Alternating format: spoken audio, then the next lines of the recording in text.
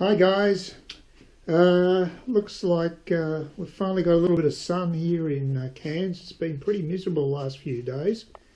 You just sometimes you think it's going to be really nice from now on, and usually it isn't sunny. You get a lot of sunny days, but we've had more than our fair share of grey skies and rain lately. So it's a nice change to see this. Most welcome. But I'm not here to talk about the weather as much as it's a fascinating topic. What I'm here to talk about is our recent election, federal election we had in Australia, and I'm going to title this particular video the Pollympics, and in deference to the games that are almost finished now in Brazil. We haven't done too well over there as far as our athletic prowess is concerned. However, it appears as if all three major parties that competed in the last federal election all regard themselves as winners, which is quite miraculous. But I guess if you're living in Canberra, a land which is really parallel universe, bizarro land when it comes to the real world, anything is possible. So apparently everyone was a winner, all three major parties. Unbelievable. And first off, look at the incumbents, the Liberal National Party. They came within a bee's dick of losing their majority in the House. Just watch this quote from Christopher Punzi Pine. He'll make it clear to you. So we've won again. That's our 6th victory out of 8 in the last 20 years. You'd have to say that we are an election-winning machine. That's right, Chris. Chris believes that they did brilliantly. Mind you, even the journos are sceptical of that one. But I think it just probably indicates how out of touch federal politicians are. I mean, I can't see the point in doing...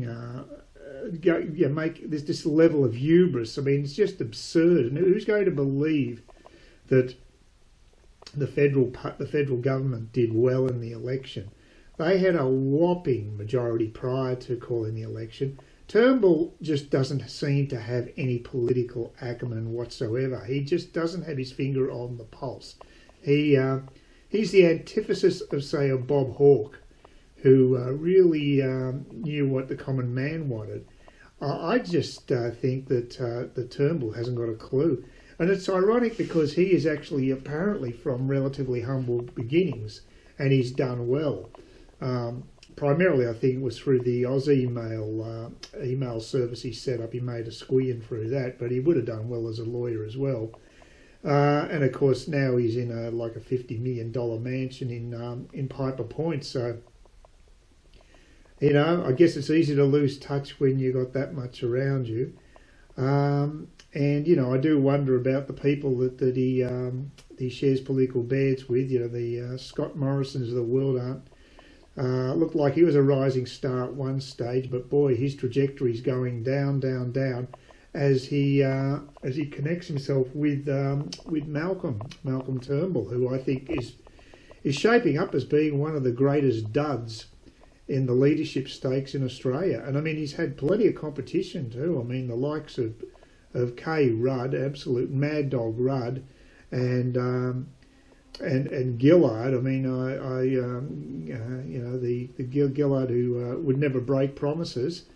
There will be no carbon tax. Yeah, right, Julia. Those two were pretty. They lowered the bar to a large extent. But boy, I'll tell you what.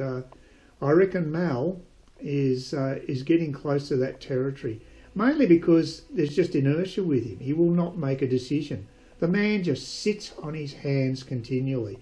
He's a blob. He doesn't actually do anything. I mean, it'd be great to get paid the money he gets paid, not that he needs it, to basically sit on your backside and pontificate about things and come up with great cliches and slogans like agile. You know, I mean, come on. Is this the best we can come up with as a nation? It really is sad. But according to Christopher Pine, the second winners were apparently the Labor Party. Well, it's interesting, isn't it, considering the Labor Party apparently got about the second lowest primary vote in their history, yet Bill Shorten on election night virtually claimed victory. It was in pretty well the tone of a victory speech, in spite of the fact he actually hadn't got over the line. Mind you, it wasn't determined at that point, to be fair to him. And he did put in a lot of energy and passion into the campaign.